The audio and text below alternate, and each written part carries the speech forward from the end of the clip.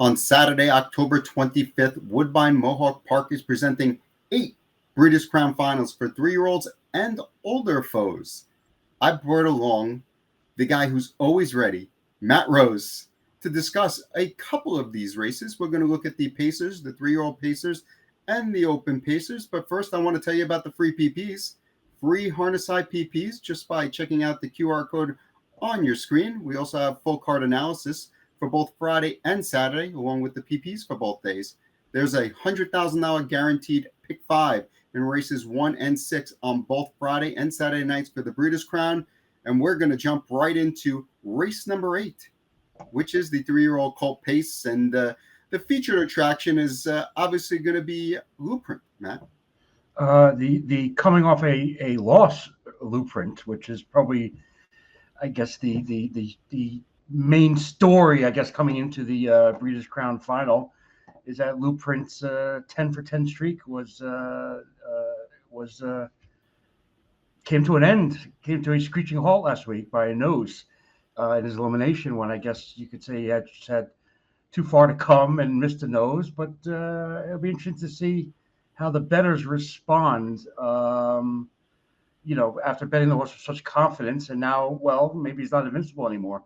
So still without a doubt, the horse to beat here, and the headline horse in this 3-year-old Pace.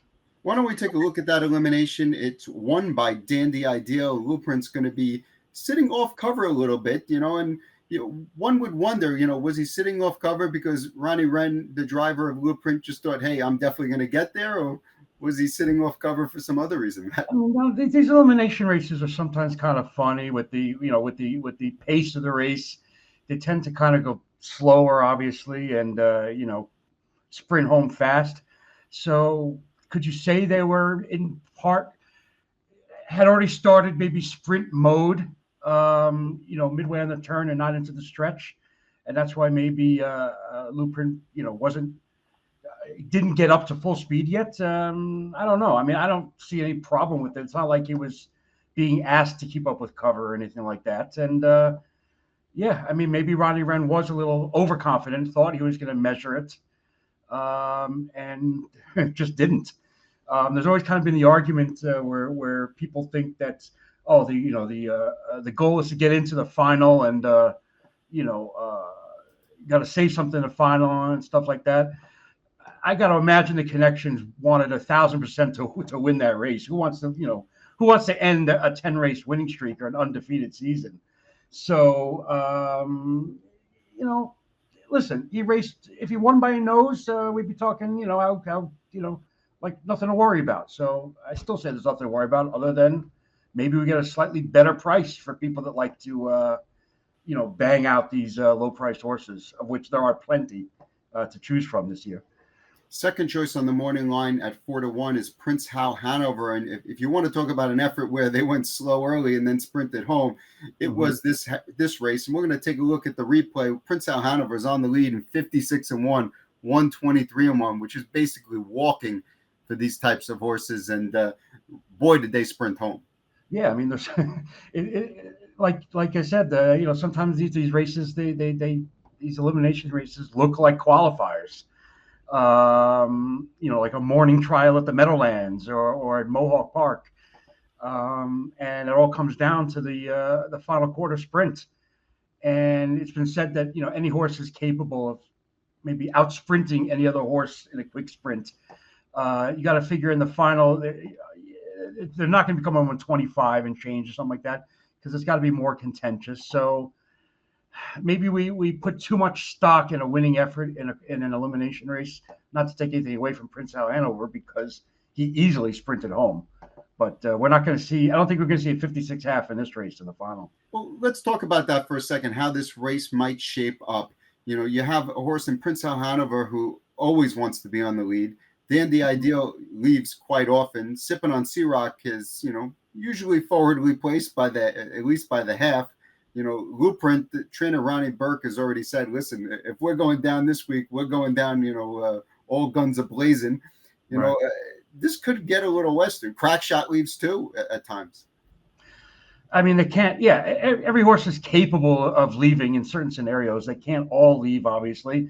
And the funny thing is, sometimes the more horses we think are going to mix it up early, the fewer horses actually do leave the gate. It's almost like the drivers maybe like, you know, outsmart themselves, or get too wrapped up in other horses leaving and stuff, and then you don't see a ton of leavers. But with that said, horses that are going forward off the gate obviously Blueprint. I would say obviously Dandy Ideal with Jason Bartlett likes to go forward with everything. Prince Hal Hanover, Madden Oaks is the question mark. I know you talked about this horse, off camera in the elimination, and with the new driver, he's one that might get a little lost in the early scrum. Who else leaves? Sipping on Ciroc, that was a change in tactics, you could say, an off-the-paced effort in the Breeders' Cup elimination. But yeah, he's forwardly placed every other start. So yeah, it will be very interesting. And the big question will be, will Blueprint ever see the lead? And if so, how long and how hard to get there? Yeah, my thought might be that listen, I think Blueprint is far and away the best horse in the race from what I've seen this year. The problem is, I think he might need to go 52 and change to make the half if those are the tactics they're looking to do.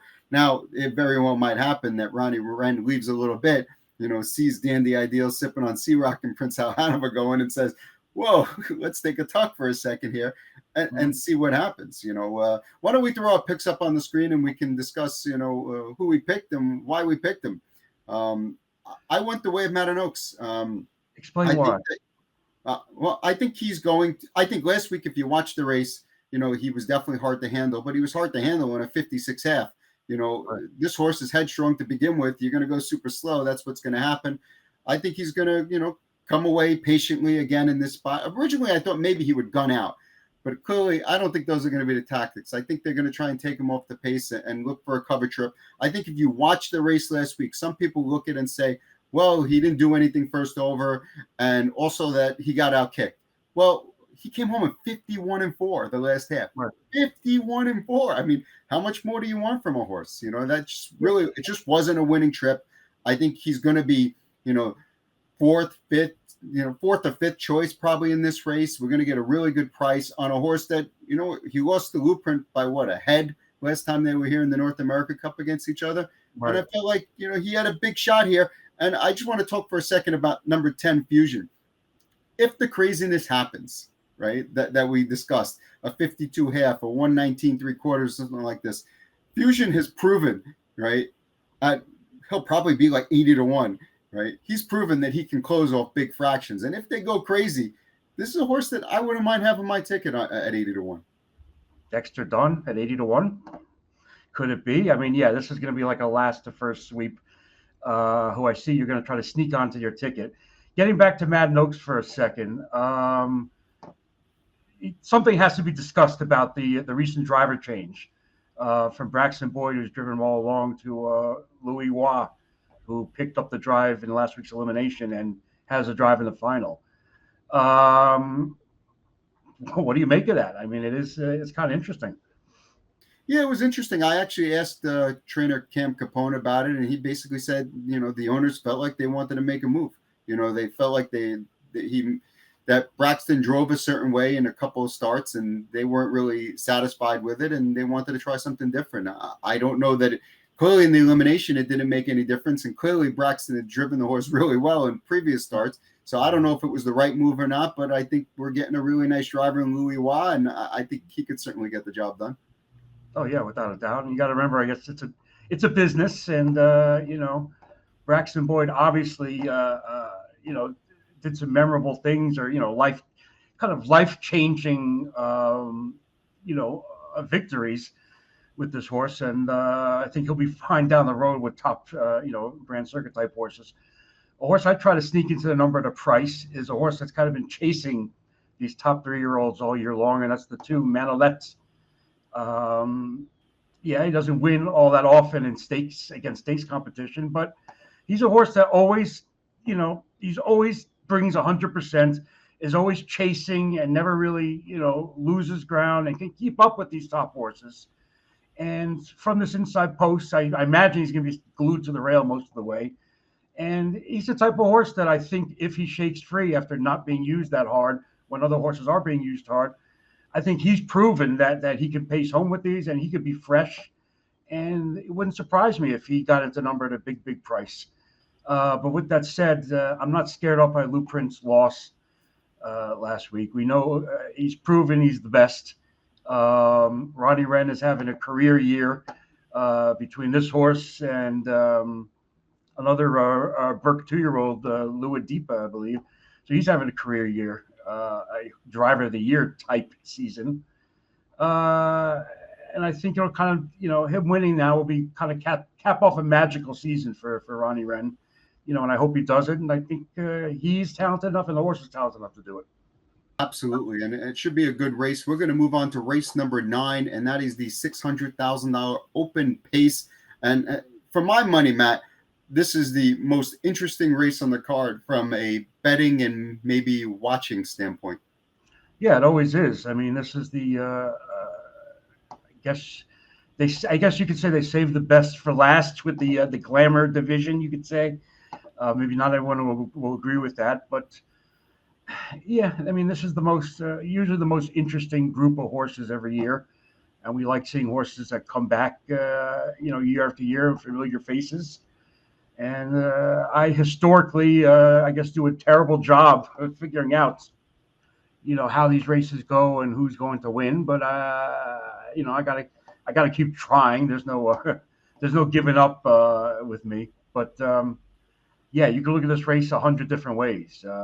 Irvin Hanover and Ken Hanover are the two favorites on paper, on the morning line, but we're not talking odds-on favoritism here. And this is definitely a wide open affair with, every horse that can pace, 47, 48. I think Irvin Hanover will probably, be close to even money, maybe 6-5 in this spot. Just my thought here. We're going to take a look at his victory last week in the elimination round, and he ends up going first over here and just wearing down Nijinsky in what was a brilliant performance while Captain Albano is locked in the pocket. Yeah, I mentioned Captain Albano, who I guess needs the whole stretch to try to extricate himself from that spot. But yeah, Irvin Hanover, Dexter Dunn picking up the drive last week, and he has a drive in the final. Just keeps coming and coming and coming, and gets the job done for his. Right now, we're seeing the head-on where Captain Albano is trying to find room along the inside and just really doesn't get it until right before the wire, and then it's too late, Matt. Yeah, it's too late because then he has to straighten out, and as good as these horses are, and they're not necessarily push button horses. You can't just like floor it once he gets into that lane. But yeah, listen, this horse has been right there with the top echelon of horses all season long, as has Irvin Hanover. And the more I think about it, the more I do agree with you that Irvin Hanover is, going to be a significant favorite, especially with the Dexter Dunn angle, the perfect mid-pack post. I certainly, in this field, do not feel that he's worth taking a short price. Many other options in this race, and names we've seen before. I don't know. Where do you think you're going to land here? And is it going to be an off the pace or a front-running effort? Well, why don't we take a look at the second elimination first, which, like the 3-year-old called Pacers, it was raced completely differently. It was, Maximus Mickey on the lead, going reasonable fractions, and then Ken Hanover, comes out of the pocket with, get ready for this, Matt, a 24-4 final quarter. I know it's a long stretch there, and I know they've been sprinting home, and those eliminations. But yeah, it's hard not to look at that 24-4. And then it's funny because you look at Maximus Mickey, and look at his final quarter. Isn't that supposed to win? 99% of the races. Maximus Mickey, he's probably not best on the front end. I would say because we've seen him make big brushes, big late rallies. I don't see him being on the front end before, though, Matt. If you go back, he won on the front end. That was an interesting front end race. That's the one that really got me, sold on this horse. Yeah, it was a front end for the second half of the race, but the way he got there was like a monster brush from the back. I don't look at that as like I wouldn't consider that like a wire to wire front end type effort. But I guess just because of the way the circumstances were in the elimination, he had an easy time getting to the front, so we'll put him on the front. I don't see him on the front in this race. I see him, hopefully second over, maybe third over, and being able to flash that wicked late kick. And I think he can do it. I think, and at an honest price, maybe a tick lower than 8-1, but 5-1, 6-1 range, I think is possible for a horse that can power home with the best of them. We're going to put our picks up on the screen, and I got to be honest, I'm a little bit nervous here because Matt started us off by saying that he can't figure this division out, and I'm landing on the same horses, and that makes me feel like, hey, I'm going to lose. How do you think I feel right now when I see Maximus Mickey over there? Oh my goodness! So we're both on the same bandwagon. I know it's a heavy load on Maximus Mickey's back, and I'm sure trainer Tom Cancelleri is not happy about this weight that we're putting on it. All the videos and the handicapping segments we've done, have we ever picked the same horse and come out victorious? And if so, would the horse pay more than $4? I don't know. Well, this one will definitely pay more than $4 at the very least. My thought is that this horse had missed a few weeks before that race. I think that this horse is better. He takes a little bit more time to get into gear.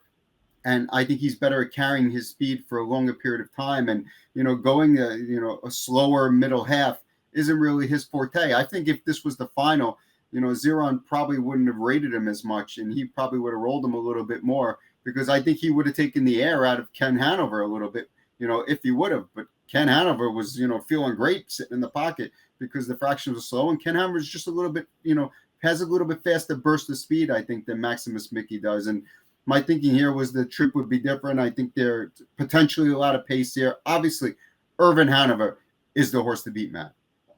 Yeah, I mean, I won't disagree with you. I see we both try to beat him. We both have the same exactive. My goodness, Ken Hanover. I know you've been a fan of Ken Hanover.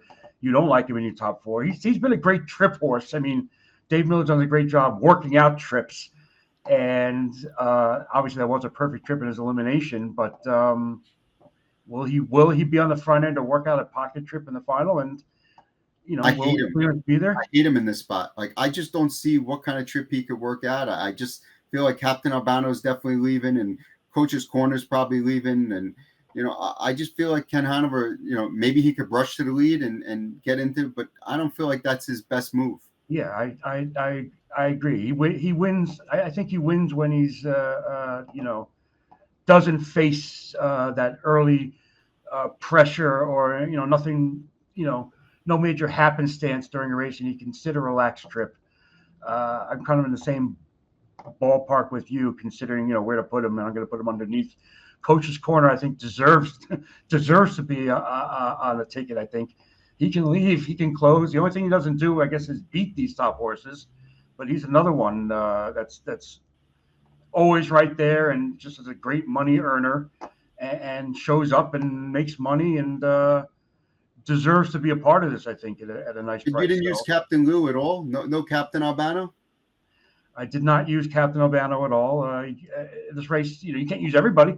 I can say the same thing. You didn't use Coach's Corner. We said why. Well, Coach's Corner is going to be 25-1, and Captain Albano is going to be 5-1 or something. Why did neither one of us use Nijinsky, who's 5-1? And I picked him fourth. He's fourth on my picks, and I give him a chance in here. I would use him on my pick 5 ticket for sure. I think the horse has a chance. That was a big effort he went last week, and it's just a matter of he needs a little bit better trip, And then can he make the front? He's been kind of more of a brush type horse, and another interesting one. That's what makes this race so interesting. Will it be a Wild West type affair, or will we get a more rated pace? Sometimes, when we think it's going to be crazy, it isn't, and vice versa. So anyway, I'm sticking with what I assume will be an off the pace effort, and that is Maximus Mickey, who 5-1, 6-1, something like that, maybe. Well, there are 8 British Crown races on the 12 race card on Saturday at Woodbine Mohawk Park. We mentioned the $100,000 guaranteed pick 5s in races 1 and 6. There's a mandatory payout on the pick 6 that starts in race 4, and a mandatory payout of the jackpot high 5 in the 12th and final race. Post time is 6:35. Be there. Good luck.